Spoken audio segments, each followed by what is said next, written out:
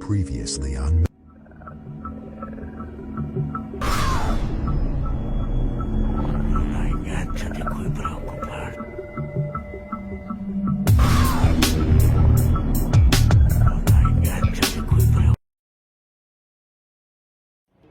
When this picture was taken, there was a shroud of fog hanging over the shipyard. The camera captured something entirely different than what we were seeing. Something supernatural. Then, superimposed on this fog, or as some called ectoplasm, was a face of an animal-like creature which seemed to be looking down and observing us.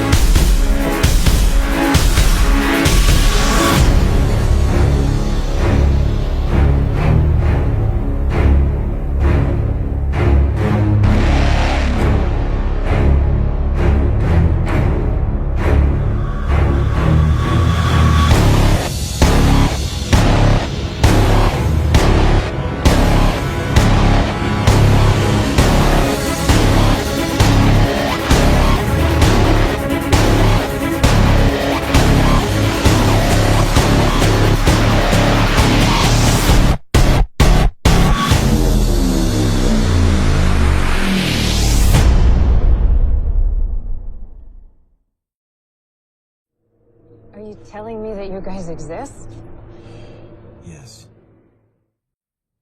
I don't believe that. Okay. That doesn't make any sense. I didn't say it would.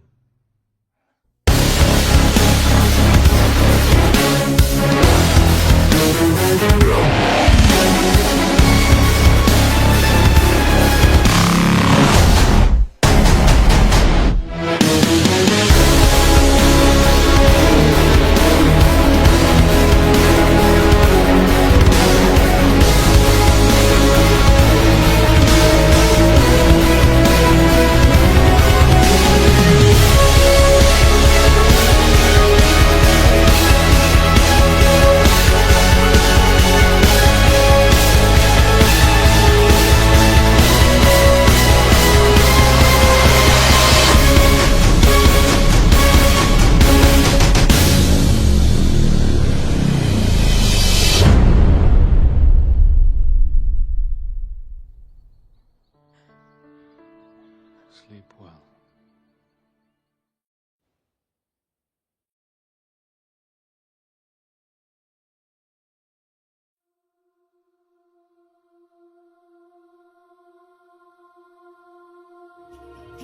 After this initial photograph, we began to capture pictures of strange orbs, not only over the shipyard, but all around us.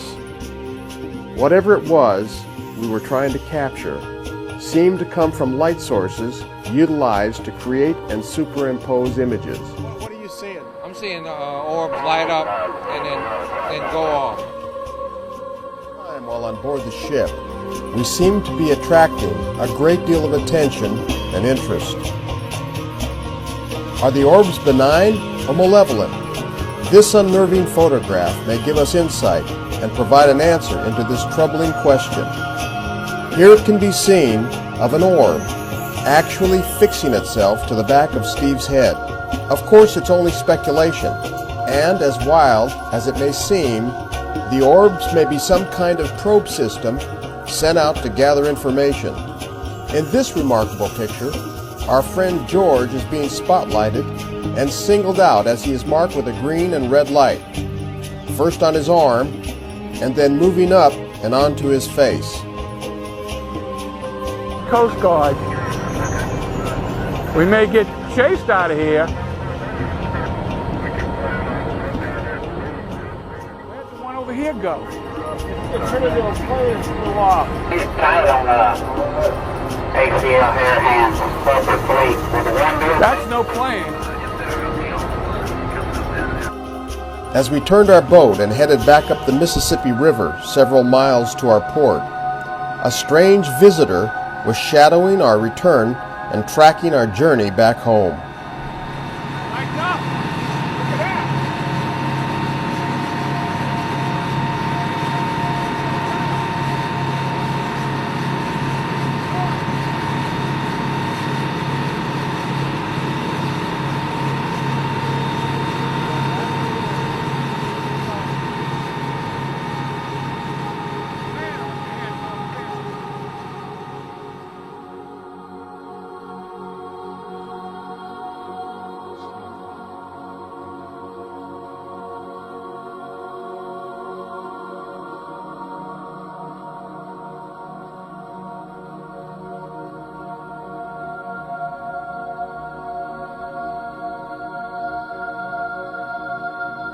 We're with a man, Dan Page, and he's got quite a story to tell us. Thanks for coming to share with us your interesting tale. We saw these lights stationary at the base of the tree, so clearly on the ground. We decided to walk down there and take a look. You know, I thought, I have to see what that is. You could barely see the lights, but through the infrared, they were there. I told everybody just to film that I have to go down there and look. So I trekked down into the woods with a flashlight, my camcorder. So I went down in the woods with my camera running. On the power line to your left. Okay. Can you see my light? Maybe Whoa, you're sitting in front of me. Okay, just keep talking to me. I'm getting chills now. Are you? I'm moving that way. Okay, we're standing right in front of you. I'm watching you go up. You're moving to my left. Okay. I'm probably 40 or 50 feet away from where I saw them. They just disappeared. I want to keep moving right directly toward them. You got a light over your head. Yeah. Do you see the light? There's an orb over your head. Really? Yes. Well, I'm more worried about these eyeballs right now. I'm not, yeah. Okay, got my camera running. Yeah, I would run your camera because they're watching you. Yeah, something's going on. Yeah. How many? The eyeballs, were they up on the cable line? No, they're about halfway up the tree. I guess they were eyeballs. 2, maybe 3 pairs of them. They almost look like they were... Okay, right above your head. Right above your head. Look above your head. There's an orb up in the tree. A little to your right where you just had the flashlight. Right there? Yeah, over that way. There's a light shining through that tree. Let me look. It's pretty big. I want to keep an eye on whatever this is back here. It's big. It's, you know, I can't see it with my eyes, but the scope is seeing it. It might be an incognito. Yeah, it's invisible. Doesn't look like it's in the trees. It's behind some branches. It's not like it's gonna drop on your head. Is it on this tree? Now go over to your left a little more. Okay, you're closer right there. You just went past it. Okay, now put your flashlight away from us. Down the tree a little bit. Okay, you're not hitting it. You're to the right a little bit. Okay, now it just went out because you hit it. Okay.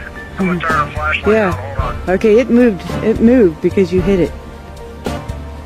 I can't see it at all. Yeah, you can. It's hiding. The light actually withdrew into the tree. I don't know if the light dimmed or the leaves wrapped around it.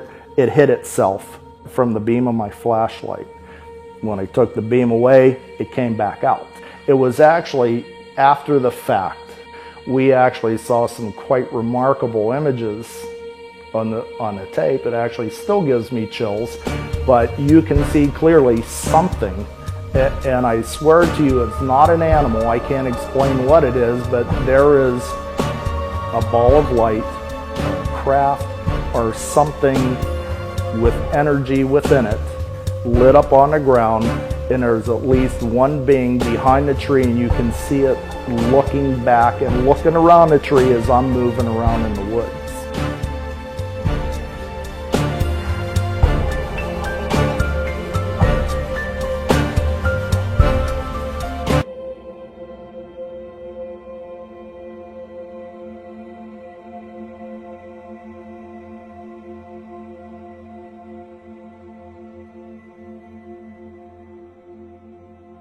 It's a phenomenon that has staff at the U.S. Spacewalk Hall of Fame Museum fascinated. On 2 separate occasions in just the last week, an orb-shaped object has been spotted by surveillance cameras. This video, which has garnered more than 500 views on YouTube, was taken last Tuesday in a room filled with artifacts, memorabilia, and photos from the Mercury and Gemini space programs. Watch as the mysterious object comes into frame, leaves, then comes back before suddenly disappearing. In this video taken Friday, you can see it quickly moves around toward the bottom of your screen before vanishing once again. We can't explain it, nor can the fellow who put in the system for us. Charlie Mars is president of the museum and says in both instances the lights and air conditioning were turned off, which is why he rules out that what you're seeing is a glare or floating dust ball, like some staffers think it is. This is his theory. There are many items in here that were brought in by people who no longer are with us. They could be coming back to check on it. And we're going to go look at some things what you call starbursts. You've discovered it with Alex? Well, that's the first part. The most impressive bit is the big amber light. It doesn't show up every night. It shows up at different times. Sometimes at dusk, it's the brightest thing out there, right above the horizon. What turned into an orb? That was weird. A helicopter. What happened? Did you get that? He's got no engine noise. Oh shit, here's an orb. Oh. And it won't There be you on go. the radar. Follow. I got him. I got him. Hey, buddy. Hey, where you going? Kind of action out by us. Hey. I got you. This kind of action out by I'm gonna lose him in the light here. There he is. Going fast. This one's barely going anywhere. Where's he going? Just a second. Give me the vocabulary again, We've got Mikey. plasma balls, blinkies, orbs, fakers, Disco ball. disco balls, a whole bunch. I don't know.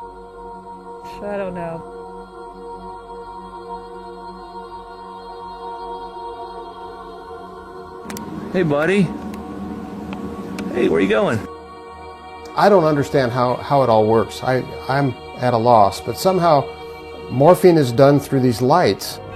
Well, this is the image we caught, and it looks like a monk in a robe, in a robe that goes down to the feet, and you can see a beard on this entity, and it's almost Christ-like looking. Steve, explain what's happening here. Tell us what you're seeing. And there's going to be a UFO that I noticed above the porch, my neighbor's porch, and that's what I was concentrating on. But you happen to notice an image that's being shot on this wall. So you're in the frame of mind, you're all catching all kinds of stuff, and there's an image on this wall. How does it there? This light's on, and all of a sudden we see this image, strange image on the wall. Those images seem to manifest in the general area of a UFO. It affects tree lines, it affects a couple of different aspects of the reality that's in that particular area, that general area. What is visible are the lights, and they very well may be real in this physical realm. Mm-hmm. They tend to use those lights and morph from those lights. Yeah.